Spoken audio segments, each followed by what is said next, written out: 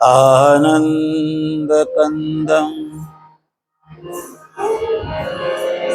प्रभुदेवचन्द्रम्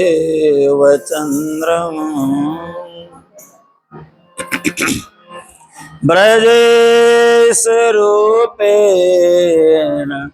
पुरापि जातं प्रवेश्य प्राप्तं प्रियप्राणनाथं परेशपूर्णं सततं नमामि। ब्रह्मः प्रिया जागरणाय जात सर्वस्वपाता भवसिन्धुत्राता विज्ञानदाता निज धर्मदाता दीनैक बंधो शरणं प्रपद्ये। बंदो श्री सतगुरु चरण भव जल तारण पावन कुमति विनाशन सुख करण गर्भ प्रहारण करुणा सागर अमित गुण चरण कमल के माय सुखकारी शीतल सदा सदगुरु पद के छाय ब्रह्मानंद परात्पर सो सतगुरु निज रूप परम पार सुख देत हैं सुंदर रूप अरूप। प्रथम लागो दो चरण को धनिये न चढ़ायो चिन्ह लाख तली लालिया मेरे जीव के यही जीवन इन पातले पड़े रहूं धनी नजर खोलवा तुम पल नवालूं निरखो नेत्र मेरे जीव के यही जीवन। मंगल कृष्ण प्रणाम है मंगल धर्म प्रकाश मंगल सुंदर साथ है मंगल धाम उजास मंगल सुंदर साथ है मंगल धाम उजास। मेरे प्यारे प्राणनाथ मेरी अर्जी सुनो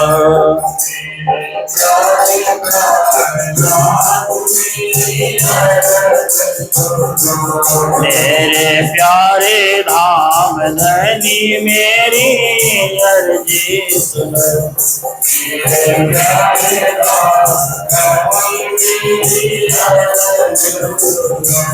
मेरी अर्जी सुनो जी मेरी विनती सुनो मेरी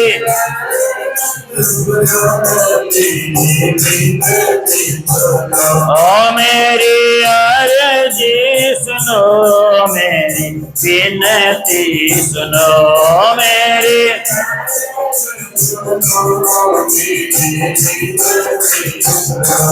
मेरे प्यारे प्राणनाथ मेरी अर्जी सुनो मेरे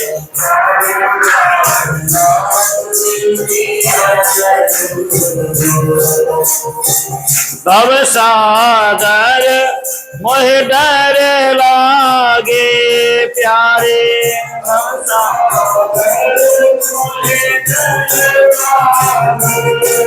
ये विनती करो मैं पिया तेरे आगे, विनती करो मैं ये विनती करो मैं पिया तेरे आगे, विनती पिया तेरे आगे। मेरे प्यारे प्राणनाथ मेरी अर्जी सुनो, मेरे प्यारे प्राणनाथ मेरे प्यारे धाम धनी मेरी अर्जी सुनो, मेरे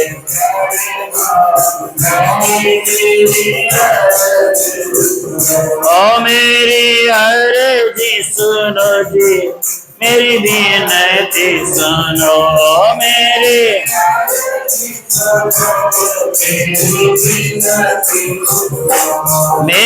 प्यारे श्याम सुंदर मेरी अर्जी सुनो, मेरे प्यारे श्याम सुंदर मेरे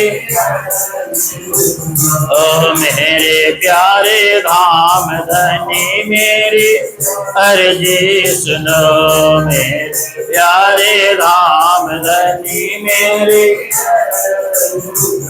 श्री कृष्ण चंद्र भगवान की, श्री निजानंद स्वामी की, श्री प्राणनाथ प्यारे की, श्री महाराजा छत्रसाल की, श्री सनय सखी जी महाराज, श्री लावलास जी महाराज, अपने अपने गुरुदेव की।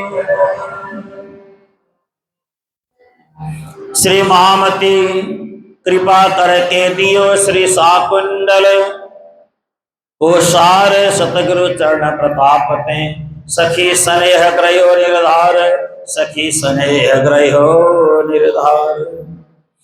बंदो सतगुरु श्री देव चंद्र कृपा निधनि आनंद कंद, श्री प्राणनाथ जियावर धनि धाम, अरुण दंडवत कर जोर प्रणाम। श्री तेज कौर निज संग सुहाए, जोड़ी सुखल जोड़ी जुगल जीवन मन भाए। कियो जाए तारतम प्रकाश, कीन्हो अंधकार को नाश। ब्रह्म सृष्टि को आन जगाई, चल ज्ञान दियो दर्शाई। तीन प्रताप कछु मैं चीनी, सतगुरु कृपा कर मोहे सुर दीनी। ना तो हो अज्ञान मदमाती, अति विषय इंद्रिय रंगराती। अशुद्ध अबुझ शुद्ध कछु नाही, भव सिंधु रूप हति मैं आई। सतगुरु मोह पे कृपा कछु नाही, भव सिंधु रूप हति मैं आई। सतगुरु मोह पे कृपा जब करे, ताते कछु जान मोहे परी। सतगुरु कृपा ते जाने ये है, बीतक श्री देव चंद्र जी की जय है। बंदो सतगुरु श्री देव चंद्र प्रणाम। सुंदर साथ जी प्रणाम। महान बुद्धि के सागर सदगुरु महामती श्री प्राणनाथ जी महाराज के परम शिष्य महाराजा छत्रसाल, उनके शिष्य स्नेह सखी जी महाराज की बीतक आप सभी श्रवण कर रहे हैं। आज 11वें दिन में यानी 11 तारीख को आप सभी यहाँ एकत्रित हुए हैं। हमारी परम विदुषी साध्वी शिप्रा जी, हमारी मंदिर की दोनों बहनें और हमारे आदरणीय मंदिर के पुजारी जी और हमारे भाई लोग, आप सभी माताएं बहनें, हमारा जीवन का चक्र चल रहा है। समय की गति तो प्रवाहमान हो ही रही है। कभी कभी आप अकेले बैठ के चिंतन करना, हम गर्मी आए तो सर्दी के मौसम का इंतजार करते हैं, प्रतीक्षा करते हैं। सर्दी आती है तो फिर गर्मी के दिन की प्रतीक्षा होती है। गर्मी आने के बाद फिर बरसात के दिनों का इंतजार करते हैं। पता नहीं इस बार बरसात होने में विलंब क्यों हो गया, कैसे हो गया। इस बार तो बारिश बड़ी कम हो गई, इस बार तो गर्मी बहुत ज्यादा हो गई, इस बार ठंड पड़ी ही नहीं, इस बार कुछ ज्यादा ही ठंडी पड़ गई। ऐसा बोलते बोलते हम बूढ़े हो गए। हुए कि नहीं हुए? आप सब बताएं। कभी क्या बोले, कभी इस बार तो फसल बढ़िया नहीं हुआ, चलो इस बार तो फसल अच्छा हो गया, इस बार मंदिर में अंबियां चुगने का मौका मिला ही नहीं, इस बार अंबियां गिरी ही नहीं, इस बार मंदिर में इतनी अंबियां हुई पूछो मत। और इस बार तो बड़े सारे ये बातें करते करते आप हम सब बूढ़े हो रहे हैं। हुए कि नहीं हुए? बूढ़े सब बूढ़े हो रहे हैं। सब चीज का हम बखान करते हैं। अपने विषय में कभी सोचा है कि नहीं सोचा है? स्वयं के विषय में कभी सोचा है कि अपने विषय में सोचना, अरे मैं कैसी थी, मैं कैसी हो गई, मैं कैसा था, अब मैं कैसा हो गया। देखो, इस पर चिंतन करना चाहिए। दूसरों के गुणगान मत गाइए, अपना अवगुण सदा गाइए। मेरे से कोई त्रुटि हुई होगी, अगर सामने कोई आपको बुरा दिखता है, आप ये चिंतन करें, हो सकता है कि मेरी आंखों में बुराई हो, सामने बुरा दिख गया। हो सकता है कि सामने कोई अच्छा ही हो, मेरी आंखों में कोई बुराई हो सकती है, मेरी आंखों की कोई कमजोरी हो सकती है। अपने में बुराइयां ढूंढना चाहिए, दूसरे की बुराइयां ढूंढना कभी चाहिए ही नहीं। कौन है जगत में जो अच्छा और बुरा नहीं करता है? कोई, सारे अच्छे और बुरे दुनिया में लोग हैं। अच्छाई ही अच्छाई होती तो परमात्मा धरती में आते ही क्यों? बुराई बुराई होती तो परमात्मा धरती में आते ही क्यों? दोनों पक्ष हमें चिंतन करना है। अच्छाई है तो बुराई भी है, दिन है तो रात भी है, सर्दी है तो गर्मी भी है ना? हर चीजों का बराबर तालमेल होता है। और जीवन में दुश्मन को सदा मित्र समझना। जो हमारा दुश्मन होता है उसी को मित्र समझना।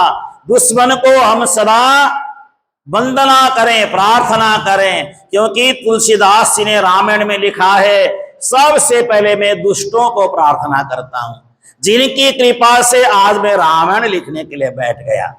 अगर मेरे दुश्मन नहीं होते, मेरे कोई दुष्ट नहीं होते, मेरे विरोधी नहीं होते, तो आज मैं रामायण लिखने के लिए नहीं बैठता। सबसे पहले तो उन्हीं की कृपा मुझ पर हुई है ना? हम कभी दुश्मन को दुश्मन समझते हैं, हो सकता है कि वही हमारा असली मित्र हो। हम उनको जान ही नहीं पा रहे हो, हम उसको समझ ही नहीं पा रहे हो। बिहारी जी महाराज नहीं होते तो प्राणनाथ जी से वाणी नहीं उतरती। कई बार लोग बोलते हैं बिहारी जी महाराज ने तो प्राणनाथ जी को बड़ा कष्ट दिया, लेकिन मुझे लगता है श्री बिहारी जी महाराज नहीं होते तो प्राणनाथ जी की वाणी उतरती नहीं, प्राणनाथ जी जेल जाते ही नहीं, प्रबोधपुरी में बैठ करके वाणी उतरती ही नहीं। इसलिए दुश्मन दुश्मन नहीं है, वो हमारा असली मित्र है। सांप दुश्मन है या नहीं है? आप बताओ। सांप हमारा दुश्मन है या मित्र है? सांप हमारा दुश्मन हम समझते हैं, लेकिन कैंसर जैसी बीमारी के लिए सांप का ही जहर असर करता है। अब हमारा मित्र हुआ कि दुश्मन हुआ? हमारा मित्र हुआ ना। कैंसर जैसी बीमारी को ठीक करने के लिए सांप का जहर ही फिल्टर करके वही जहर का आपको इंजेक्शन दिया जाता है, उसी का सेक लगाया जाता है। तो सांप को कैसे दुश्मन माने? वो तो हमारा मित्र है, वो तो हमें ठीक करने के लिए अपना जहर उगल रहा है धरती में। इसलिए कभी भी बुराई के पीछे नहीं पड़ना है, अच्छाई के पीछे नहीं पड़ना है। अपना जीवन जीते रहो, जो होगा देखते रहो, आगे आगे क्या क्या होता है, निश्चिंत रहो। सदगुरुदेव चंद्र जी महाराज का वही समय आने वाला है। सदगुरुदेव चंद्र जी महाराज देखिए, अब वहां भोजनगर में रहे तो वहां पे बड़ी सारी लीलाएं करी सदगुरुदेव चंद्र जी महाराज ने। तो भोजनगर में रहते हुए बड़ी सारी बातें हो गई, बड़ी अच्छी अच्छी बातें हो गई। तो श्री देव चंद्र जी महाराज ने सोचा, अब यहाँ मैं बहुत दिन रह गया, बहुत सारी बातें मेरे साथ हो गई, क्योंकि यहाँ पे रहते हुए बड़ी अच्छी अच्छी बातें हो गई, बड़ी ज्ञान की बातें हो गई, बड़ी समझ की बातें हो गई। मत्तू मेहता भी भोजनगर में आ गए, कल आपने सुना। और इतना ही नहीं, प्रसन्न होकर के हरिदास जी ने उनको नाम भी सुनाया, ये भी आपने सुना। क्या नाम सुनाया? भज मन श्री वृंदावन कुंज बिहारी नित्य विलास। हे मन, भजन करो किसका? जो कुंज का, कुंज निकुंज में विहार करने वाला है, नित्य विलास करने वाला है, गोपियों के संग आनंद करने वाला है, उनका भजन करो, ये ज्ञान सुनाया। और इसके बाद सदगुरुदेव चंद्र जी महाराज को साक्षात श्री कृष्ण का दर्शन कहाँ हुआ? ब्रजमंडल में जाकर के। कल आपने सुना, डुमरी का प्रसाद भी आपने पाया, बड़ा आनंद उत्सव हुआ। और उसके बाद एक दिन ऐसी घटना भी घट गई, गुरु शिष्य बन गए, शिष्य गुरु बन गए। ऐसी घटना आ गई। अब सोचने लगे, हरिदास और मेहता जी के घर में, अब तक हरिदास जी महाराज के घर देवचंद्र जी आते थे, अब सुबह सुबह हरिदास जी मेहता जी के घर में जाने लग गए। तो उन्होंने रोका देवचंद्र जी महाराज ने, नहीं नहीं, आप यहां मत आए। और जाकर के देवचंद्र जी ने चरणों में प्रणाम करके कहा, नहीं गुरु महाराज, आप मेरे गुरु महाराज हैं, मेरे पर कुछ कृपा होने का मतलब ये नहीं है कि आप मेरे गुरु नहीं हैं। तो प्रतिदिन हरिदास जी के घर में जाते, जाके सेवा करते, दर्शन करते, गुरु महाराज से मिलते, बातचीत करते। तो ये सारी बात होने लगी। अब देवचंद्र जी ने मन ही मन सोचा, अगर हरिदास जी के पास में रहूंगा तो उल्टा हो गया। अब हरिदास जी मेरे पास आएंगे तो लोग मेरे को क्या बोलेंगे? अभी तक तो हरिदास जी को गुरु मानते थे, अब गुरु चेले को गुरु मानने लग गए। तो उन्होंने विचार किया, मुझे यहां अब नहीं रहना चाहिए, मुझे बिल्कुल यहां नहीं रहना चाहिए। तो श्री देवचंद्र जी ने हरिदास जी महाराज को जाकर के कहा कि हे गुरु महाराज, अब मैं यहां नहीं रहना चाहता हूं, आपकी कृपा से जो मुझे प्राप्त हो गया वो बेशुमार चीज मुझे मिली, अब मैं यहां से जामनगर नवानगर जाना चाहता हूं। ये बात सुन करके हरिदास जी को बड़ा दुख लगा। हरिदास जी महाराज सोचने लगे, अभी तो आपके साथ मेरा प्रेम हो ही रहा था और आप मुझे छोड़कर जाना चाहते हैं। अगर आप यहां से चले गए तो मैं भी यहां नहीं रहूंगा। मेरे परिवार के लोग रहें जो उनकी मर्जी, लेकिन मैं स्वयं यहां नहीं रहूंगा, ऐसा हरिदास गोसाई जी ने कहा। क्योंकि यहां पे मेरा मन लगेगा ही नहीं, आपके बगैर मेरा मन नहीं लगेगा। इतने साल आपके साथ रहे तो ये गुरु शिष्य का नाता नहीं, हमारा पुत्र और पिता का नाता जैसा संबंध है यहाँ पे। तो इस तरह से कहते हुए अब एक दिन हरिदास जी को ये सारी बातें बातचीत होने के बाद फिर देवचंद्र जी महाराज सबसे विदा लेकर के भुज नगर से नौतनपुरी की ओर प्रस्थान कर गए। श्री पांच नौतनपुरी धाम की नौतनपुरी जामनगर चल पड़े सदगुरु श्री देवचंद्र जी महाराज।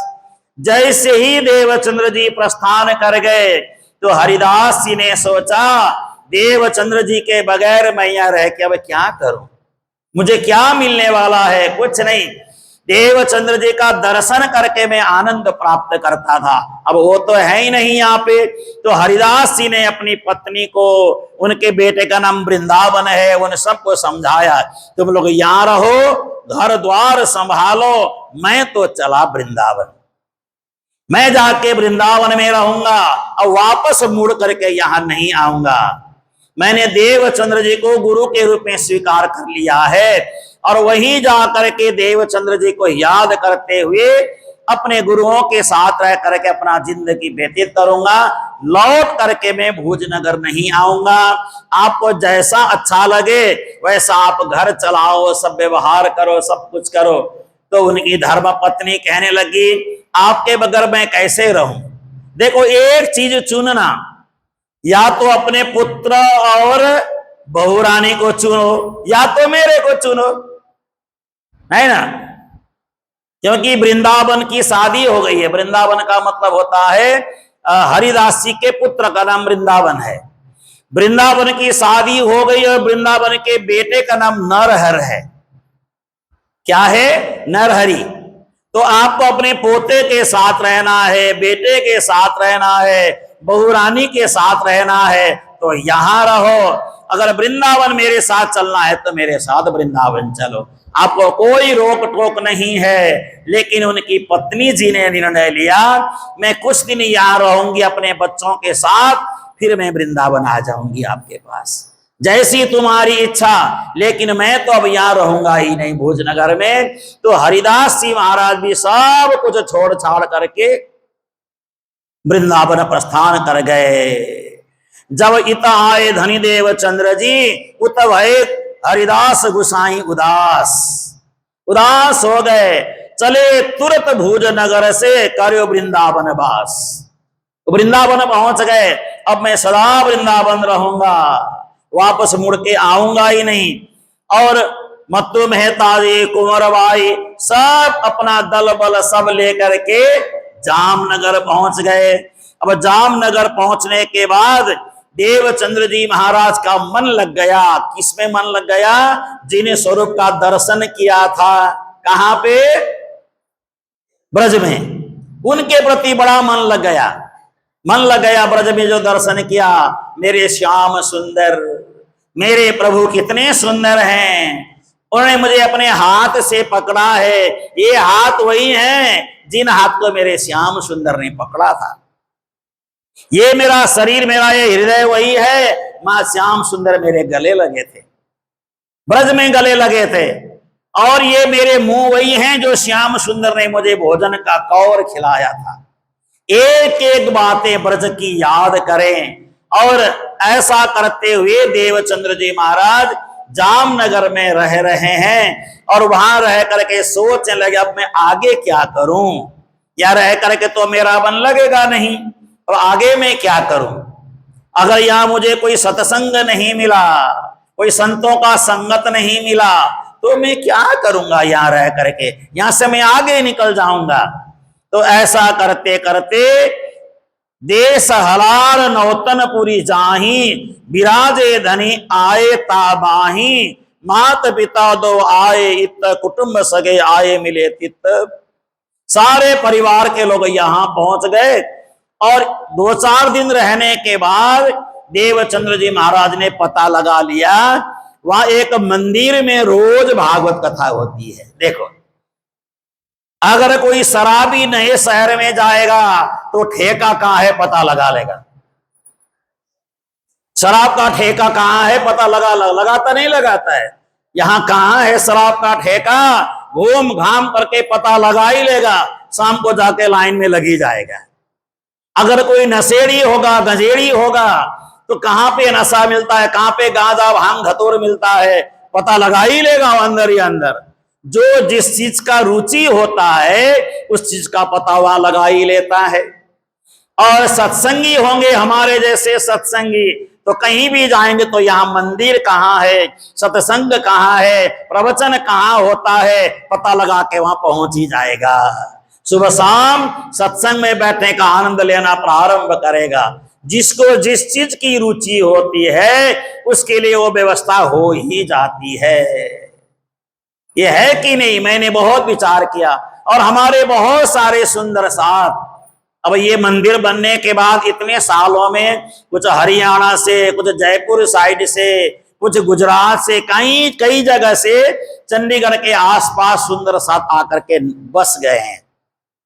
कहां के सुंदर साथ आकर के बस गए हैं।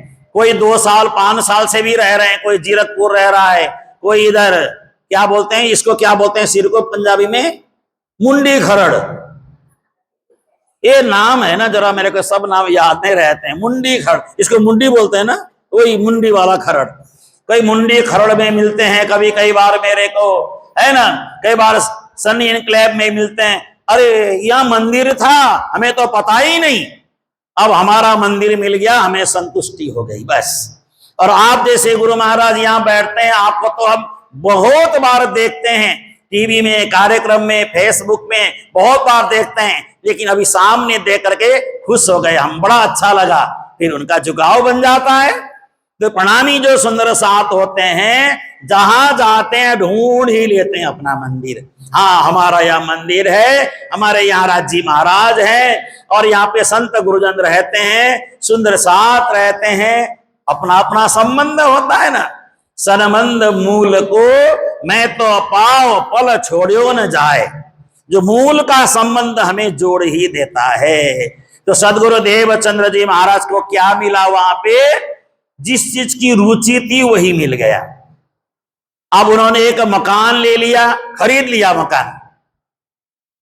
माता पिता ने सोचा अब इससे आगे तो हमसे भी बढ़ा नहीं जाएगा, अब देवचंद्र जी भी यहां से कहां कहां भटकते रहेंगे। एक मकान उन्होंने खरीद लिया और आज जो मकान सदगुरु देवचंद्र जी ने उस समय खरीदा, उस मकान, उस घर का नाम है श्री राज मंदिर। राज मंदिर से जाना जाता है ना। और राज मंदिर में रह करके जामनगर में ही, नौतनपुरी में ही एक छोटा सा श्याम जी का मंदिर था, श्री कृष्ण का मंदिर। वहां गए, वहां जाकर के कहा, हे भट्ट जी महाराज, रोज आप कथा सुनाते हैं यहाँ? ने कहा हम तो रोज सुनाते हैं। कितने साल हो गए? हो गए 10 साल मुझे कथा सुनाते।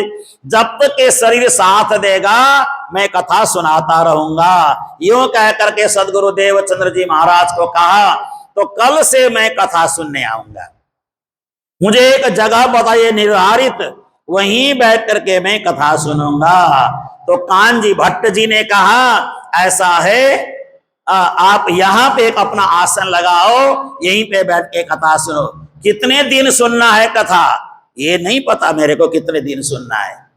जब तक मुझे श्री कृष्ण का साक्षात दर्शन नहीं होता तब तक सुनूंगा।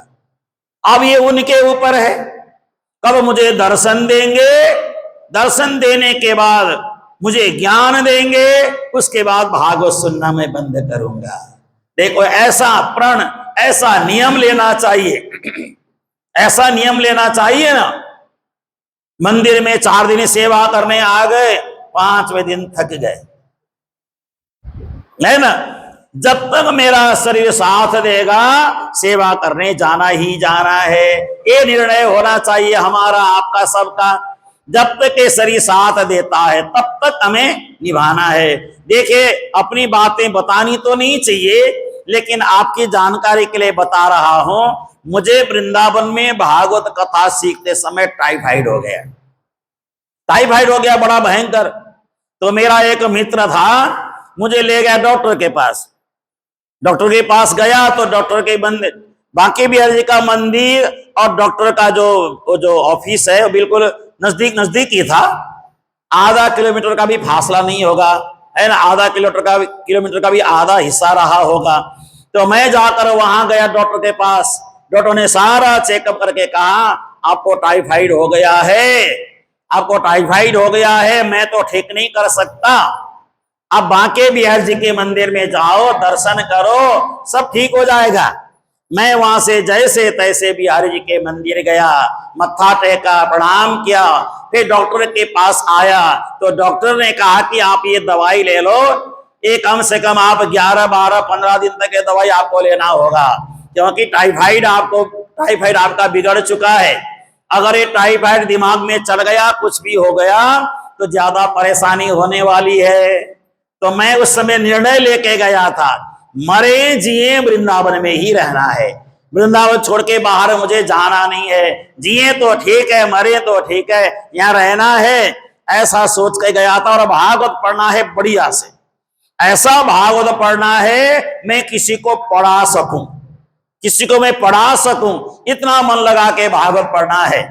तो गए और बांके बिहारी के मंदिर में दर्शन किया, वापस आए, डॉक्टर ने दवाइयां दी, लेकिन इतना होने के बाद चला नहीं जाता था। मेरा वजन ज्यादा तो नहीं घटा, 15 किलो घट गया।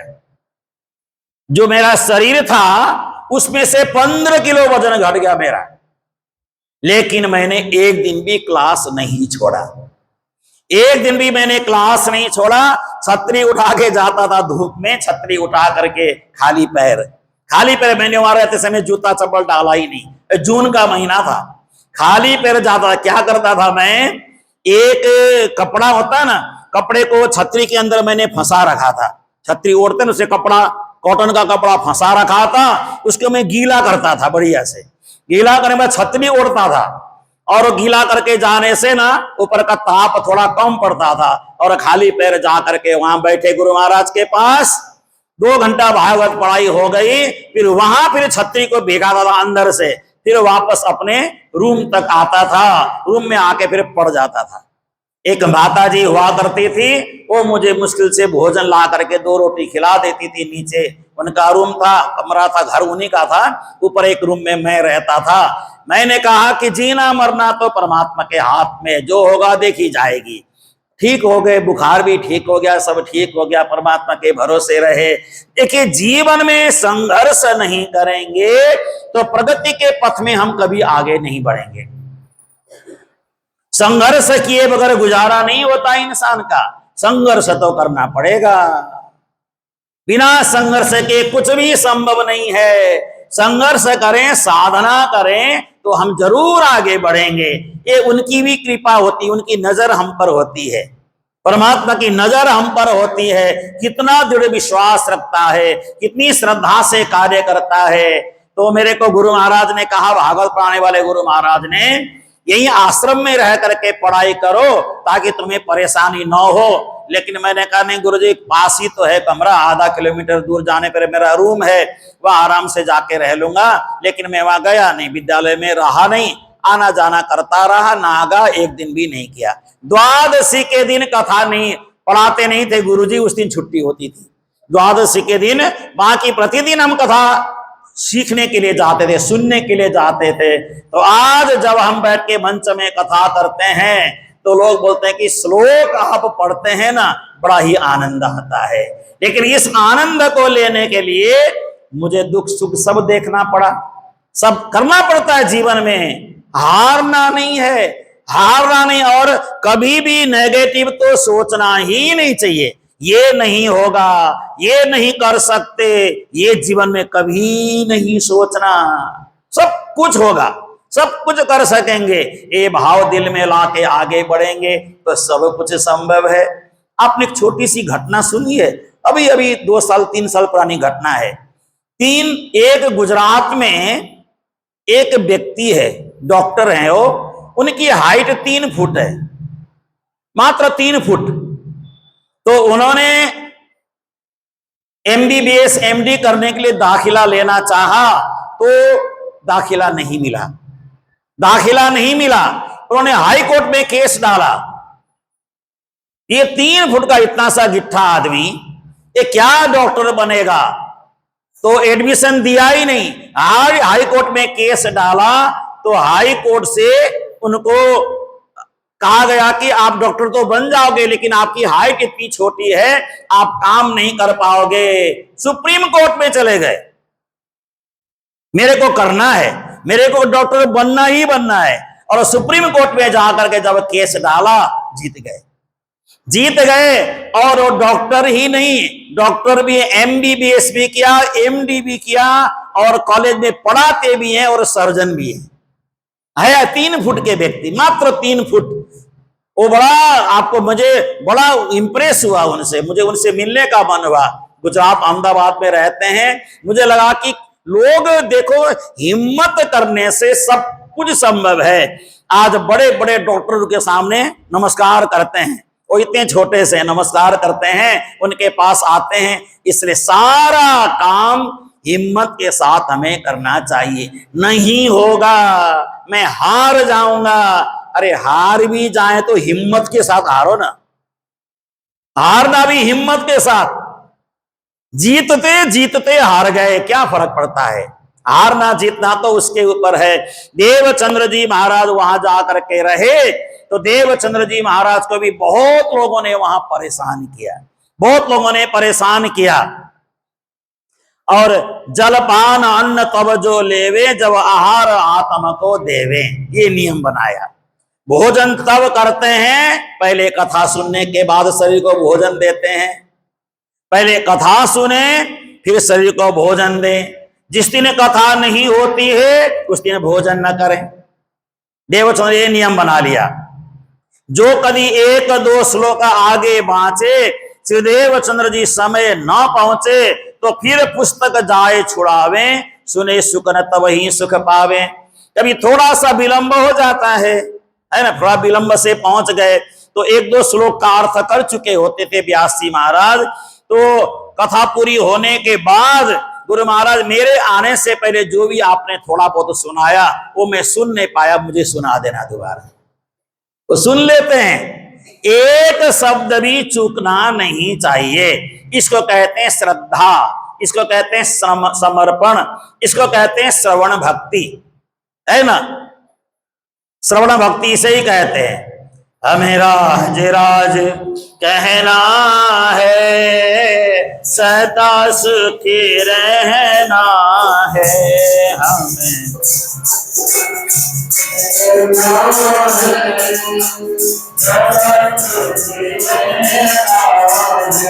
हमें राज राज कहना है, सदा सुखी रहना है, हमें राज राज है, हमें पिया पिया कहना है, सदा सुखी। अब कथाकार ने क्या करना शुरू किया, जो कथाकार है ना वो भी ध्यान से देखते हैं कौन सा श्रोता है जो मन लगा के सुनता है, कौन सा श्रोता है जो श्रोता है। कथा में कई तरह के लोग आते हैं ना, एक तो श्रोता है जो मन लगा के सुनते हैं, और कथा सुनने वाले श्रोता की असली पहचान कैसे होती है, आंख से आंख कथाकार के साथ मिली हुई हो, कान में एक एक शब्द जो आ रहा है वो कान में सारे शब्द पढ़ रहे हो, कुछ भी हो जाए हिलना डुलना है ही नहीं, वो एकाग्र श्रोता होते हैं, सुखदेव जी के सामने राजा परीक्षित की तरह, है ना। और थोड़ा कथा का प्रसंग आगे बढ़ा, फिर श्रोता तो श्रोता हो जाते हैं, है ना, श्रोता होना शुरू होते हैं। इसका मतलब ये है कि हमारा सत्संग में लगाव नहीं है ना। सत्संग में लगाव हो जाए तो अपने आप ही सब बन जाता है। तो देवचंद्र जी महाराज थोड़ा विलंब होते हैं तो भागवत मगा के पूछ लेते हैं। तो एक दिन वहां पे और जो श्रोता थे वो पुराने पुराने श्रोता थे ना, उन्होंने पूछा, भट्ट को उन एक दिन पूछो विचार, क्या कायस्थ सो तुम्हें है रुजगार, जोलो वे आवत नहीं आही, तोलो कथा तुम बाँचत नहीं। ये भट्ट जी महाराज, ये जो देवचंद्र जी जब तक नहीं आते तब तक आप कथा प्रारंभ नहीं करते हैं, अलग से कुछ घूस मिलता है क्या उनसे? जब तक मैं नहीं आऊं तो कथा नहीं करना, मैं आपको इतना दे दिया करूंगा, ऐसा तो कोई समझौता तो नहीं हुआ है। तो उस समय भट्ट जी महाराज कहते हैं, हमें ना ही काहू की आस, मैं बाँचत आगे श्याम जी के खास, सुनत एक श्रीदेव चंद्र जी आही, और श्रोता इत को ही नाही। देखो कितनी बड़ी बात कह दी भट्ट जी महाराज ने, मैं इतने लोगों के बीच कथा करता हूं लेकिन एक ही श्रोता श्रीदेव चंद्र जी ही असली श्रोता हैं, बाकी कोई श्रोता नहीं है।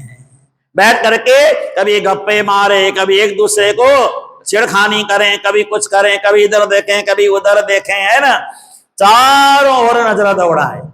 मैं एक माता एक बार यहां चंवर कर रही थी, कम से कम होगी 7-8 साल पुरानी बात, पुराना मंदिर हमारा था, चंवर कर रही थी। तो चंवर करते समय कभी इधर देखे कभी उधर देखे, कभी ऊपर देखे कभी नीचे देखे, चंवर भी हिलाती रहे, चारों ओर देखते रहे, नजर करती रहे, नाम नहीं बताऊंगा उन माता का। तो इधर उधर देखते हुए चंवर करे, टंग से घंटी बज गई, चंवर ऐसे करते हुए पीछे देखने लग गई, चंवर भी ऐसे कर रही, घंटी में कौन आया। तो ऐसा करते करते उनके हाथ से चंवर नीचे गिर गई, चंवरी नीचे गिर गई। अब ये किसी को पता नहीं, लेकिन मैं बहुत ध्यान रखता हूं हर बात में। तो चंवर नीचे, शाम की सेवा की बात है, चंवर नीचे गिर गई। तो मैंने कहा माता जी चंवर आपके नीचे गिर गई, बल्कि मैंने उठाया, फिर मैंने चंवर करना शुरू किया, उनको दोबारा चंवर दिया नहीं। राज्य के लिए चंवर कर रहे हैं, ध्यान घंटी कौन बजा रहा है, इधर से कौन आ रहा है, इधर से कौन आ रहा है, ऊपर पंखा चल रहा है, नहीं चल रहा है, चल रहा है, ठीक है। फिर इधर देखा, ये कोई एकाग्रता नहीं ना हुई। और माता का नाम क्यों बताऊं मैं, माता का नाम नहीं बताऊंगा, वो माता अच्छी माता है, लेकिन क्या करें, ध्यान एकाग्रता बिल्कुल नहीं है। अरे राज्य की सेवा में लगे हो तो पहाड़ टूट जाए तो टूट जाए, हमें यही करना है, परमात्मा की सेवा में लगे रहना है। देखिए एक बात आप समझना, जब आप आरती कर रहे हो उस समय चाहे आपके ऊपर सांप भी गिर जाए, गिरने दो, गिरने दो ना, कोई फर्क नहीं पड़ता है, वो भी राज्य नहीं भेजा है। कभी इधर खुजला रहे हैं, कभी उधर खुजला रहे हैं, कभी थोड़ा मुश्किल हो रहा है आरती पूरा करने में या भोग लगाने में, ये नहीं होना चाहिए। एकाग्रता जरूर होना चाहिए। कि ध्यान कैसे करेंगे, साधना कैसे करेंगे। कभी आपको मैं 1 घंटे का ध्यान कराऊं तो 1 घंटा मैं आपको हिलने ही नहीं दूंगा, आपका सारा शरीर एकदम एक ही जगह जैसे हैं वैसे ही होना चाहिए। और कभी कभी ये ध्यान 3 घंटे तक भी कर सकते हैं हम, लेकिन आपका शरीर तो 3 घंटे तक क्या हो जाएगा पता नहीं, बहुत कुछ और ही कुछ हो जाएगा। तो आप बैठ सकते हो 3-3 घंटा ध्यान में। एक बार बैठने का मतलब होता है 3 घंटे बाद ध्यान से उठना। कर पाओगे ऐसा ध्यान? नहीं, आपका कभी घुटना दुखेगा, कभी इधर कभी उधर, कभी कब ध्यान पूरा होगा, नहीं। जब तक एकाग्रता नहीं होगी तब तक ध्यान नहीं लगेगा, जब तक ध्यान नहीं लगेगा तब तक परमात्मा से एकाकार नहीं होने वाला है। देखो भगवान बुद्ध एक आसन में 6 साल तक बैठे, एक आसन में कितने साल? 6 साल तक बिना शरीर को हिलाए हुए, बिना शरीर को हिलाए 6 साल तक बैठे। तो उन्होंने शांति का धर्म धरती में उतारा। बिना साधना के तो कुछ मिलने वाला नहीं है। यहाँ 1 घंटे में ही लोगों को मुश्किल हो जाता है ना, 1 घंटे में लोग परेशान हो जाते हैं, तो 6 साल कैसे बैठोगे? 1 घंटा कैसे ध्यान करोगे? 3 घंटा कैसे ध्यान करोगे? बिना ध्यान के मोक्ष नहीं है, बिना ध्यान के मुक्ति नहीं है। तो एक दिन इन्होंने विचार किया, अब निकालते हैं देवचंद्र जी की गलती। देवचंद्र जी कहां पे गलती करते हैं तब जाकर के भट्ट जी को पकड़ लेंगे। तो गलती ढूंढने वाले को गलती मिल ही जाती है ना, मिल ही जाती है। तो एक दिन इनको पता चला कि देवचंद्र जी महाराज एकादशी को तो भोजन करते हैं, द्वादशी को व्रत रखते हैं। बहुत बड़ी गलती मिल गई, श्रोताओं को बहुत बड़ी गलती मिल गई। तो आज कथा शुरू होने से पहले आधा घंटा पहले आकर के सारे बड़े बड़े चौधरी कथा में बैठ गए, बड़े बड़े विद्वान अपने आप को कहलाने वाले आके बैठ गए। अभी देवचंद्र जी महाराज आए ही नहीं है, आकर के वहां बैठ गए और बैठ करके पूछने लगे, हे भट्ट जी महाराज, आपके चेले की हमने बहुत बड़ी गलती पकड़ ली। भट्ट जी महाराज ने कहा, सुनाओ मेरे को भी। मैंने कहा कि आपका जो चेला है देवचंद्र, एकादशी को तो जम के भोजन करते हैं, द्वादशी को व्रत बैठते हैं। ये आपने कौन से प्रसंग में सुनाया, कहां सुनाया? तो देवचंद्र जी महाराज के विषय में ऐसी बातें हो रही थी।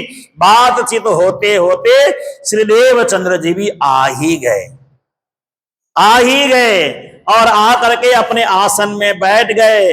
अब देखो सब ऐसे मुंह ऐसे करके देखने लग गए देवचंद्र जी को। आज हमने पकड़ लिया देवचंद्र को, रंगे हाथों पकड़ लिया। तो भट्ट जी महाराज ने कहा, तब कानजी भट्ट पूछी ऐसी, श्री देवचंद्र जी कहते हैं कैसी, कि द्वादशी को एकादशी सार, एकादशी को करें आहार। क्या मैंने सही सुना है? आप एकादशी को भोजन करते हो, द्वादशी को व्रत बैठे हो, ऐसा मैंने सुना है, क्या ये सही है? तो देवचंद्र जी महाराज ने कहा, बिल्कुल सही सुना है आपने, 100% सही सुना है। मैं एकादशी को भोजन करता हूं, द्वादशी को व्रत रखता हूं। हे देवचंद्र जी, इतना तो मैं जरूर जानता हूं, भागवत बहुत बड़ा 12 डालियों वाला विशाल वृक्ष है।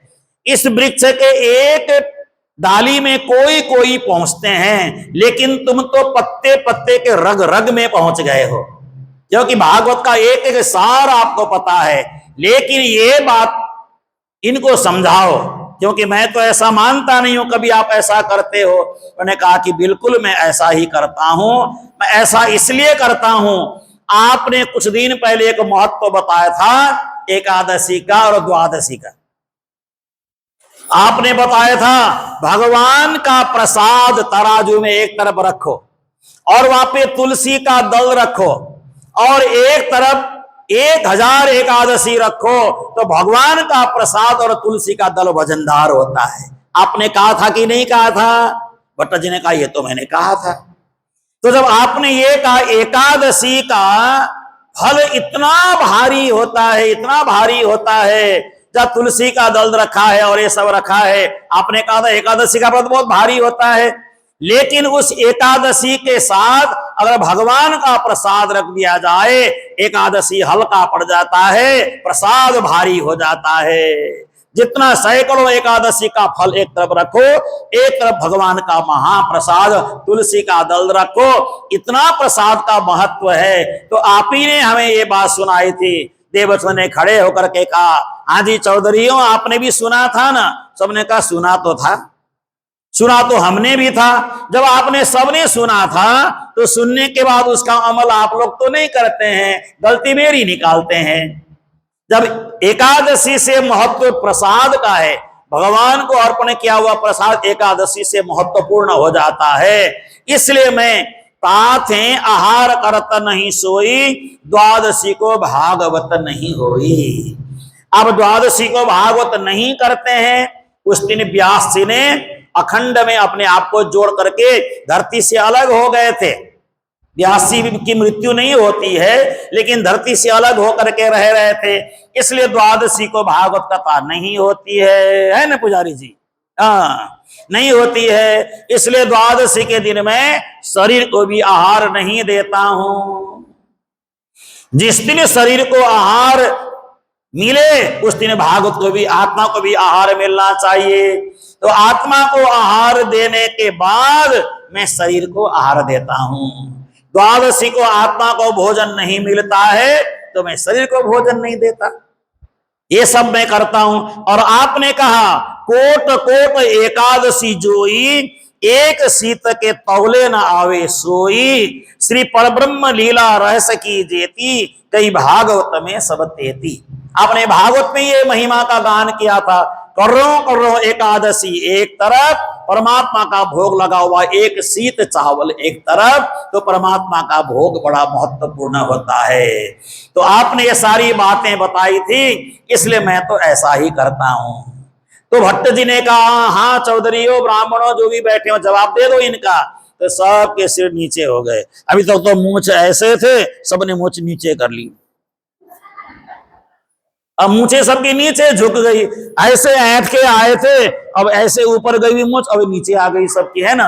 अब शांत होकर के बैठ गए। क्या करें, क्या जवाब दें इनका? तो भट्ट जी ने कहा, हे चौधरीओ, हे ब्राह्मण देवताओं, मैंने कहा था ना प्रारंभ में ही, देवचंद्र जी का मस्तिष्क है ना, वो सामान्य नहीं है। जो कुछ भी करेंगे बहुत ऊपर तक सोच करके करते हैं। इसलिए ये सारी बातें देवचंद्र जी के साथ मुकाबला तुम लोगों का हो नहीं सकता। तुम लोग बेशक 10 साल से सुन रहे हो, देवचंद्र जी बेशक 1 साल से भागवत सुन रहे हैं, तुम्हारा 9 साल बेकार है। क्योंकि 1 साल जो सुनी तो कथा सुनी है, मन लगा के सुनी है। तुम लोग मन को भटका करके सुनते हो तो लाभ नहीं मिलता है। तो इस तरह से सारी बातें होने लगी। फिर एक दिन उन्होंने कहा, हमारी इच्छा है कि हम देवचंद्र जी के साथ शास्त्रार्थ करें, शास्त्रार्थ करने का हमारा मन है। तो देखो भाई, शास्त्रार्थ करना है तो यहीं बैठ के करो, मैं भी देखूं कौन जीतता है कौन हारता है। भट्ट जी ने कहा, मैं भी यहां बैठ करके देखूंगा, आप लोग अपने शास्त्रार्थ करो। तो एक दिन निश्चित करने के बाद श्री देवचंद्र जी महाराज के साथ इनका संवाद होता है। यहाँ पे लिखा है, बड़ा लंबा चौड़ा संवाद होता है।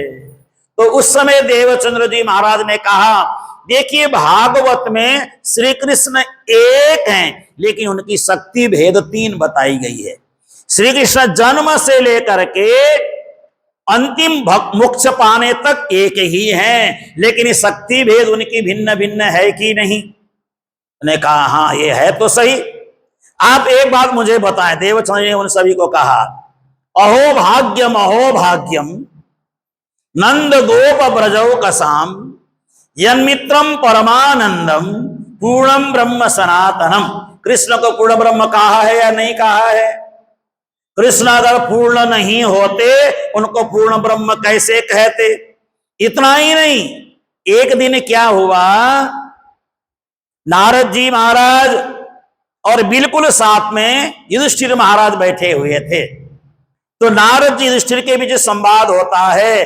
तो उस समय नारद जी महाराज ने कहा, युधिष्ठिर ध्यान से मेरी बात को सुनना, यूयम त्रिलोके बत भूरि भागा, इस मनुष्य शरीर में हे युधिष्ठिर तुम लोग बड़े भाग्यशाली हो, बहुत भाग्यशाली हो। लोकम पुनानाम मुनयो भियंती, इस धरती में पावन धरती को पावन करने के लिए मुनिजन संसार में आते हैं, लेकिन एसाम गृहानाम वसतीति साक्षात, तुम्हारे घर में जो श्री कृष्ण रह रहे हैं और इन्होंने वृंदावन में रह करके जो 11 साल 52 दिन की लीला की है, गूढ़म परम ब्रह्म मनुष्य लिंगम, मनुष्य के शरीर में उन्होंने परब्रह्म परमात्मा की लीला की है। बोले वृंदावन बिहारी लाल की। ये सारी बातें देवचंद्र जी ने इनको बताई। एक बात मुझे बताइए, सभी विद्वानों को देवचंद्र जी ने पूछा, एक बात हमें बताइए, जो श्री कृष्ण वृंदावन से लौट करके जब मथुरा आते हैं, वृंदावन मथुरा का फासला कितना है? मात्र 6 से 10 किलोमीटर का फासला है आज की तारीख में। उस समय 6 का था, अब थोड़ा मार्ग बन गया तो लंबा हो गया। तो 6 किलोमीटर के फासले में वृंदावन में मथुरा में रहने वाले कृष्ण 12 साल तक मथुरा में रहे, वृंदावन एक दिन भी क्यों नहीं गए? क्यों नहीं गए? एक दिन भी क्यों नहीं गए? और जब गोपियों को समझाने के लिए उद्धव जी को भेजा, तो गोपियों ने उद्धव जी को क्या संदेश दिया?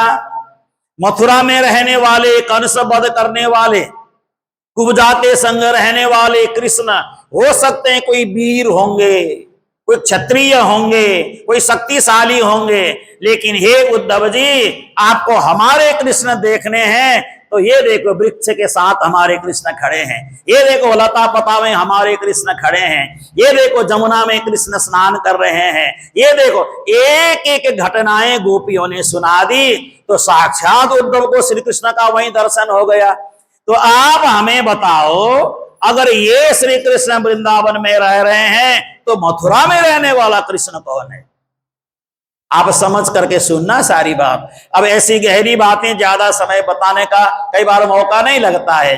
तो मथुरा में रहने वाले कृष्ण और वृंदावन में रहने वाले कृष्ण में अंतर क्यों है?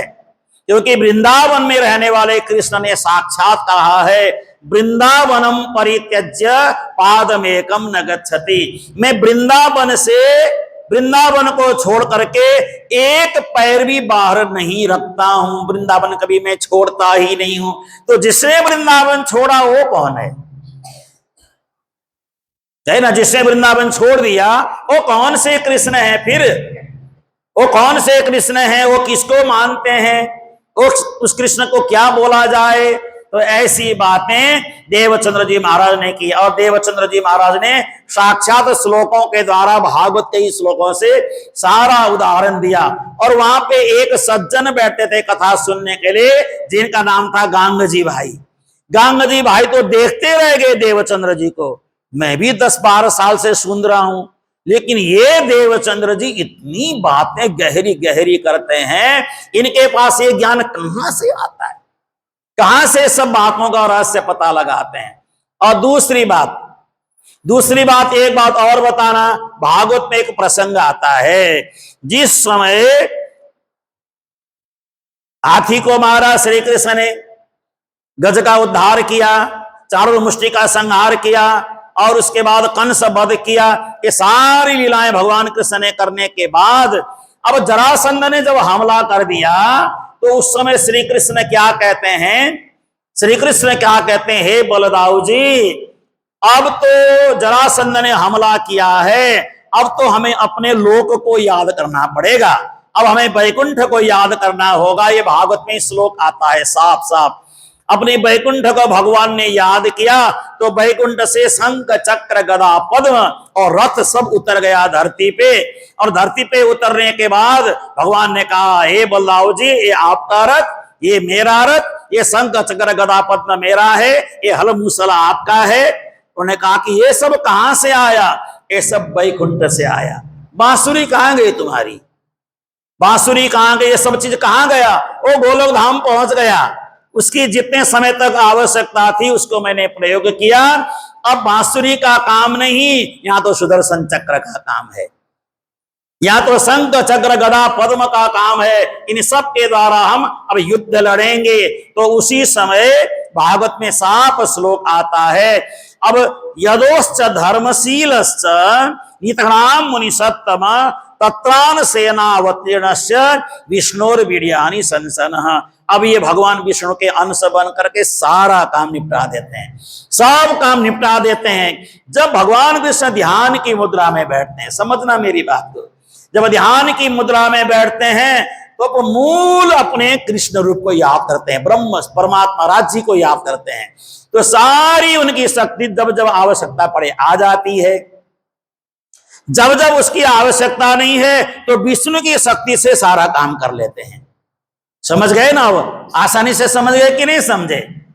कभी कभी भगवान ध्यानावस्था में बैठते हैं, अपने मूल स्वरूप को याद करते हैं। ओहो, मेरा मूल तो परब्रह्म श्री कृष्ण अनादि अक्षरातीत हैं। जब उनको याद करते हैं उनके द्वारा लीला होती है। जब उनकी आवश्यकता नहीं पड़ती है तो उनसे अलग हो जाते हैं तो वैकुंठ शक्ति आकर के काम करती है। अब ये सारी लीलाएं भगवान की समझना चाहिए। इसी को कहते हैं श्री कृष्ण की त्रिधा लीला। ये लीला त्रिधा है, कृष्ण एक ही हैं। कृष्ण को टुकड़ा टुकड़ा नहीं करना चाहिए, कृष्ण को भिन्न भिन्न नहीं करना चाहिए। जब हाथ में मुरली बंसी बजाने का मन करता है, गोलोक की शक्ति आकर के बंसी बजा लेते हैं, तान छेड़ लेते हैं।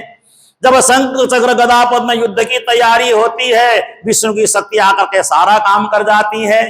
जब गोपियों के साथ आनंद लीला करने का मन होता है, परमात्मा की शक्ति आके काम कर जाती है। आसान भाषा में समझा रहा हूं आपको। ये तीन कृष्णों का, कृष्ण की शक्ति का अलग अलग भेद है। ये सारी बातें आपको हमको समझना होगा, आपको हमको जानना होगा। तभी हमने बीतक सुनी, तभी हमने भागवत सुनी, तभी हमने ज्ञान सुना। इसको समझे बगैर कुछ भी नहीं है। अब एक प्रश्न दिल में उठता है, आपका उठे ना उठे, लेकिन मैं शंका समाधान आपका इसलिए करूंगा कि ये जो लड्डू गोपाल लोग रखते हैं तो कई बार लोग खंडन कर देते हैं। तो लड्डू गोपाल वाले जो श्री कृष्ण हैं ये पूर्ण ही हैं, ये पूर्ण ही श्री कृष्ण हैं। विग्रह तो वही है ना, विग्रह अलग नहीं है, शरीर अलग नहीं है। जब श्री कृष्ण छोटे से बालक के रूप में पालने में होते हैं, वो स्वरूप है, पालने में होते हैं। उस समय की घटना मैं आपको बताऊं। पालने में जब श्री कृष्ण होते हैं, ये देवचंद्र जी के साथ बातचीत हो रही है सब विद्वानों की। ये सब यहाँ बीतक में, इसलिए मैं आपको सुना रहा हूं, ये अन्य बीतक में ये सब उल्लेख नहीं है। तो ये छोटे से बालक श्री कृष्ण है ना, वहां पे एक सखी जाकर के ऐसे ध्यान से देखती है, बोलती है तो मेरे प्रभु हैं। दूसरी सखी आकर के जब देखती है, वो कहती हैं अरे ये तो मेरे मालिक हैं। तीसरी सखी आके देखती हैं तो कहती है तो मेरे पति हैं। तो पति मानने वाली सखी, प्रभु मानने वाली सखी और मालिक मानने वाली सखी तीनों अलग अलग हैं। अब एक श्री कृष्ण को कोई पति के रूप में मान रहा है, वो पति के रूप में मानने वाली जो सखी है ना, वो परम धाम की आत्माएं हैं। जो जगत के मालिक के रूप में मानने वाली जो सखियां हैं ना, वो हैं अक्षर ब्रह्म की आत्माएं हैं। और प्रभु समर्थशाली परमात्मा है मानने वाली जो हैं, वो वैकुंठ की शक्तियां हैं, ये ना सखियां हैं। तो ये एक ही कृष्ण में तीनों स्वरूप विद्यमान हैं। इसलिए लड्डू गोपाल जी को हमने पधरा लिया, हमने पूजा किया। वही लड्डू गोपाल बड़े होकर के सारी लीलाएं करते हैं, वही बालक श्री कृष्ण बड़े होकर के सारी लीलाएं करते हैं। इसलिए कई बार लोग खंडन करें तो उनको बोलना हमारे गुरु जी के पास जाओ, उनके साथ बात करो, हम कुछ नहीं जानते। कोई बात होगी तो गुरु जी के साथ बैठ करके बात करना। और वो गुरु जी अपने आप समझा देंगे, श्लोकों के द्वारा, चौपाई के द्वारा समझा देंगे, मैं समझा दूंगा उनको। बहुत कठिन नहीं है, लेकिन जो समझाने वाला व्यक्ति होगा इतना घुमा फिरा के आपको समझा देगा, हाँ बात तो ये है, ऐसा करने लगेगा, फिर घुमा देगा पूरा। उसकी शक्ति निकली, उसकी शक्ति घुसी, उसके तन में वो घुसा, उसके तन से वो निकला। ये सब लफड़ेबाजी में नहीं पड़ना, ये सब लफड़ाबाजी है, इसमें कभी नहीं पड़ना चाहिए। शब्दों के जाल में जो सीधा सीधा ज्ञान है वही समझना। अब कांजी भट्ट ने कहा, देखो आप लोगों ने मुझे जज बना के रखा है, तो यहाँ तो जज बना के मैं यहाँ बैठा हूं, तो जज बनने के बाद मैंने तो सारा फैसला कर लिया कि यहाँ तो देवचंद्र जी तुम पर भारी पड़ रहे हैं, तुम पर देवचंद्र जी भारी पड़ रहे हैं। तुम 10 साल से कथा सुनने वाले और ये 1 साल से कथा सुनने वाले, ये तो बहुत भारी पड़ रहे हैं तुम्हारे ऊपर। जब ऐसा कहा तो सब लोगों की मूंछें नीची हो गई, सब सिर झुका के बैठ गए, टोपी उतार के रख दिया। अब हार गए तो क्या करेंगे, है ना। उन्होंने कहा, हे देवचंद्र जी आपको पहचानना बड़ा कठिन है, आप सामान्य शरीर में ज्ञान के अवतार हैं, ज्ञान के स्वरूप हैं। ऐसा बोल करके सब लोगों ने देवचंद्र जी महाराज से माफी मांगी। और देवचंद्र जी महाराज कथा सुनते सुनते 14 साल होने को आया। बड़े मन लगा के कथा सुनते हैं, एकाग्रता से कथा सुनते हैं, है ना, आनंद से कथा सुनते हैं। 14 बरसलो निष्ठा बंद, सुनियो भागवत सारी सनंद, इत आवेश लीला वही जो अब, सब नजरों बस्त आ गई तब।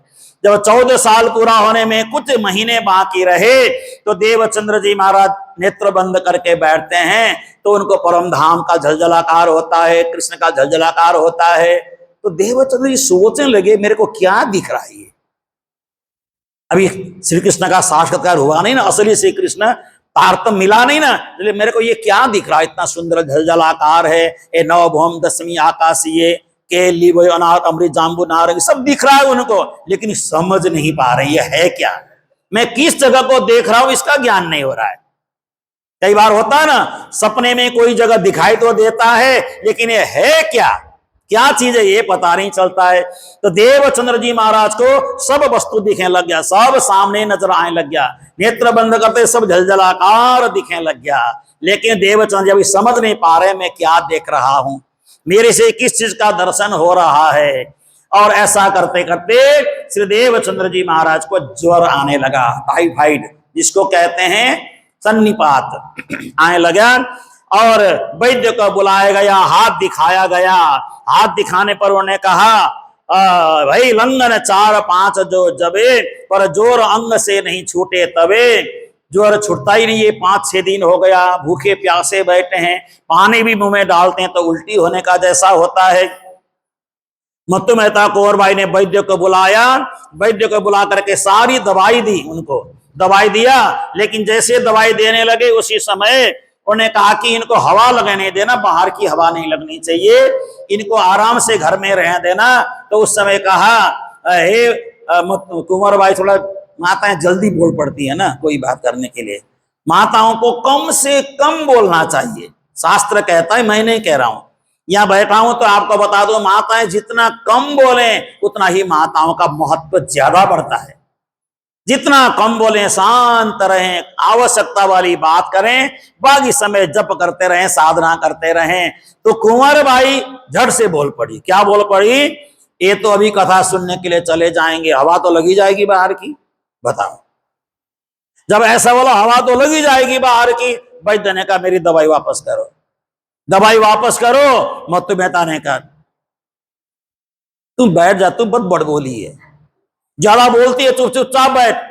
वैद्य जी ऐसे प्रखर हैं, इतने अच्छे वैद्य हैं, और इनसे दवाई हमें मिली है, तो बीच में बोल करके ये सब बाधा पहुंचा रही है, ऐसा नहीं करना चाहिए। ये देखो ये ऐसे बोलती रहती है, मैं दूंगा दवाई, कुछ नहीं होगा इनको, हम दवाई समय पे खिला देंगे, हम बाहर हवा में निकलने नहीं देंगे, ऐसा। उसी समय देवचंद्र जी ने थोड़ा थोड़ा सुना, ये सारी बातें सुनी। तो सुनते ही उसी समय देवचंद्र जी महाराज ने कहा, पिताजी मैं तो जाऊंगा कथा सुनने के लिए जाऊंगा, मैं तो चाहे जो मर्जी करो, मैं तो सुनने जाऊंगा। बखत भयो सुनवे को जब, कान मूंद लाठी ले चले तब। दवाई खिलाया, सब कुछ किया गया, लेकिन देवचंद्र जी तो चल पड़े, डंडे वंडे उठा करके चल पड़े।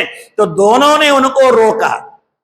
माता अंदर दरवाजे के अंदर बैठी, पिताजी बाहर बैठे, और इस तरह से उनको रोक करके रखा, नहीं जाना नहीं है।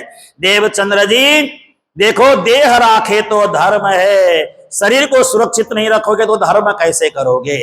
देवचंद्र जी कहते नहीं नहीं, धर्म राखे तो देह है, धर्म बिना का देह किस काम का। जिस देह से धर्म न हो ऐसा देह रखने का क्या लाभ है। और वैद्य उठ के चला गया, लड़ने दो इनको, चलो जो होगा देखी जाएगी। वैद्य उठ के चले गए, और उसके बाद देवचंद्र जी को काढ़ा पिलाया गया था। थोड़ी देर में देवचंद्र जी को रोका गया, तो देवचंद्र जी चक्कर खा करके, एक तो कमजोरी, और कई दिन से 10-11 दिन से भोजन नहीं किया था, जल के भरोसे रह रहे थे। तो अंदर देवचंद्र जी चक्कर खा करके पैर लड़खड़ा गए, और देवचंद्र जी महाराज गिर गए जमीन पे। जैसे गिर गए तो आंखें जैसी सफेद हो गई उनकी, सारा शरीर पीला हो गया। तो उस समय माता ने कहा, खम्मा खम्मा माता सुत कहे, चैन आकार में कछु ना रहे, ए तो गिरे भोम भमरी खाए, देह दशा गई सबे भुलाए। अरे अपने पति को कहा, आप कैसे पिता हैं, आप कैसे पिता हैं, अंदर बंद करके आप बाहर कुंडा लगा के बैठे हैं, ऐसा नहीं करना चाहिए। अपने पति को थोड़ा उल्टा पुल्टा बोल दिया, दरवाजा खोलिए। देवचंद्र लगता है कि सिधार गए हैं, और इस तरह से आकार, आंखें फिर गई, शरीर भी पीला हो गया, आंखें भी बदल गई, काले जो काली पुतली जगह सफेद पुतली सी दिखने लग गई। तो सब परेशान हो गए, और उसी समय नीचे गिरे थे। माता ने अपने गोद में अपने पुत्र के सिर को रखा, और सिर में हाथ फेरने लगे, जल का छींटा मारने लगे। पिताजी आके पैर के तलवे को भी तेल लगाने लगे, सब कुछ करने लग गए, किसी तरह से होश आ जाए। कुछ समय बाद देवचंद्र जी को होश आने का जैसा हुआ, तो पिताजी ने कान में जाकर के कहा, तुम अब जाओ सुनन भागवत, भट्ट के बुलावने आए इत, तुमको इत कोई न रोके नाही, चलो हम धाये पहुंचावे ताही।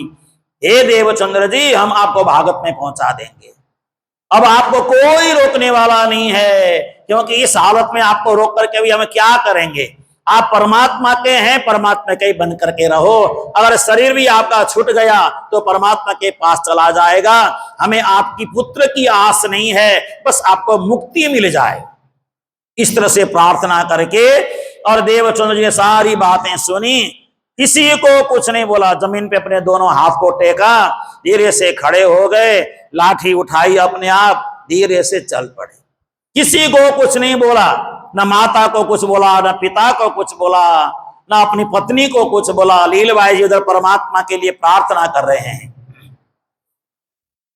और प्रार्थना विनती कर रहे हैं, हे परमात्मा मेरे पति को सुरक्षित रखना, मेरे पति किसी तरह से कुछ ना हो जाए, और उनके जीते जी मैं विधवा ना बन जाऊं, उनके सामने यानी वो विधवा ना बन जाऊं मैं, मेरे पति दुनिया से न चले जाएं। बस ऐसी ही प्रार्थना पत्नी कहने लगी, और यही प्रार्थना करते करते देवचंद्र जी महाराज चल पड़े। पीछे पीछे पीछे पीछे पिताजी भी चल पड़े, क्या पता रास्ते में गिर ही जाए, कुछ हो ही जाए। चलते चलते आ पहुंचे आन सभा में, जब सुनने लगे धनी चर्चा तब, और चर्चा सुनने के लिए बैठे थे, चुपचाप से पिताजी भी पीछे आकर खड़े हो गए। जैसे कथा पूरी हो गई, कथा पूरी होने के बाद मत्तू मेहता जी ने कहा, हे भट्ट जी महाराज, हम ये पुत्र आपको सौंपने के लिए आए, कोई उपाय नहीं है, हमने सब कुछ करके देखा, ये रुकने वाले नहीं है, परमात्मा की भक्ति में इतने लवलीन हैं, इतने तल्लीन हैं, इनको मन नहीं रोक सकते। तो देवचंद्र जी अब कथा सुने, कथा सुन करके पिताजी ने आकर के कहा, ये आपको सौंपने आए हैं, मैं आपको और श्री कृष्ण को अपना बेटा अर्पण कर रहा हूं। रहे तो आपके लिए, परमात्मा के लिए, न रहे तो परमात्मा के चरणों में पहुंच जाए। एक ही तो हमारा पुत्र है। इस समय देवचंद्र जी महाराज की उम्र 40 साल होने को है, 40 साल के होने को है देवचंद्र जी महाराज। अब कथा सुन के जब वापस गए, वापस जाने के बाद पत्नी ने खूब सेवा की, लीलबा जी ने खूब पति की सेवा की, दाल बनाया, खूब उबाला, उसका पानी उनको पिलाया और कुछ अन्य खाने की सामग्री पतली पतली कुछ बना के दी, चावल को खूब फेंट करके बनाया, उसको बिल्कुल बारीक बना करके उनको चम्मच से पिलाया। पत्नी देवी ने खूब सेवा की और खूब सेवा होने के बाद 15 दिन निकल गया। 15 दिन में देवचंद्र जी काफी स्वस्थ हो गए। इत उम्र वर्ष 40 की सही, तब ही आए कृपा धनी करी, अब या को मैं कछु कहूं विचार, जो दर्शाई सतगुरु दातार, श्री मामत आप कृपा कर दियो, सखी साकुंडल ने सोई कहियो, सतगुरु कृपा करी निर्वाण, सखी स्नेह को दियो अपनो ज्ञान।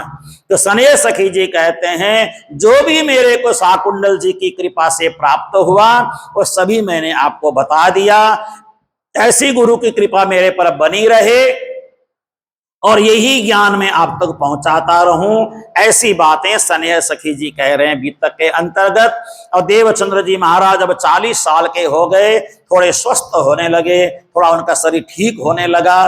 तो आगे क्या घटना घटने वाली है तो कल आप लोगों को सभी प्रसंग सुनाएंगे। अभी समय को ध्यान में रखते हुए प्रसंग को यहीं पर विराम दे देते हैं। कल जब आप लोग यहाँ आएंगे तो कल की कथा में आप लोग थोड़ा नारियल और प्रसाद तो लाने की जरूरत नहीं है, अपने मन से जो लाना आपकी मर्जी है, लेकिन नारियल जरूर लेके आए 1-2। कल श्री कृष्ण और श्री देवचंद्र जी का साक्षात्कार होगा। प्रत्यक्ष परब्रह्म श्री कृष्ण आएंगे और श्री देवचंद्र जी महाराज को तारतम ज्ञान जो हम आपको सुनाते हैं ना, जो निज नाम, वही निज नाम श्री कृष्ण देवचंद्र जी महाराज को सुनाएंगे। तो वो सारी बातें कल आप सुनेंगे। अपने समय पे आप आ रहे हैं, बहुत अच्छी बात है, बहुत खुशी की बात है। आते रहें और कथा रस का आनंद लेते रहें। जो सुंदर साथ आज जिन्होंने भोग की सेवा दी है, मुझे नाम अभी मेरे पास आया नहीं है, जिन्होंने भी भोग की सेवा दी है उनका बहुत बहुत धन्यवाद। कल से जिनका भोग का समय होगा, आज किन किन का भोग है, किन किन लोगों ने आज भोग की सेवा दी है। हाँ, हमारी उषा बहन जी और उनकी ये भतीजी है ना, हाँ, जो भी हैं आज इनकी सेवा आई है। आज किन किन का नाम लिखा है बोर्ड में? हाँ जी, हाँ जी, हाँ, अशोक राणा जी और रोहित जी। हाँ, जो जिन जिन लोगों ने आज भोग की सेवा दी है, राजी महाराज उनके जीवन को सुखमय बनाए, शांतिमय बनाए, आनंदमय बनाए। और उस भोग के जो भोग की जो सेवा आपने दिया है उससे आपको भोग प्रसाद भी उपलब्ध होता है और उसके अलावा सारा जन्माष्टमी इत्यादि का खर्चा भी निकल जाता है। और मैं इंटरनेट के माध्यम से ये भी कहना चाहूंगा, कोई भी बाहर के सुंदर साथ जो मेरे से जुड़े हुए हैं, लगाव रखते हैं, वो भी कोई सेवा देना चाहें तो कृपा करके सेवा भेज सकते हैं और आपसे मेरा संपर्क हो जाएगा, सेवा आप भेज सकते हैं। और श्रावण महीने में भोग की सेवा यहाँ पे समर्पण करना ये बहुत बड़ी बात होती है। आप सबको बहुत बहुत प्यार स्नेह राज्य की कृपा का भाव रखते हुए प्रसंग को विराम दे रहे हैं। आप सभी चौपाई दोहराएं। कल तारतम मंत्र का प्रकटन का प्रसंग आप सभी के बीच रखेंगे। श्री महामत आप कृपा कर दयो,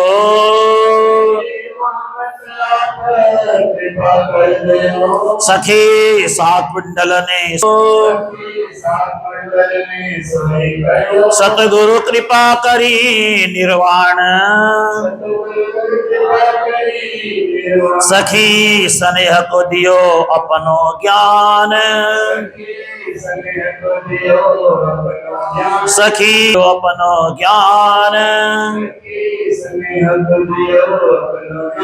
श्री कृष्ण कन्हैया लाल, श्री निजानंद स्वामी, श्री प्राणनाथ जी महाराज, श्री महाराजा छत्रसाल, श्री सदगुरु महाराज अपने अपने गुरुदेव की सर्व सुंदर साथ की प्रणाम। सुंदर साथ जी।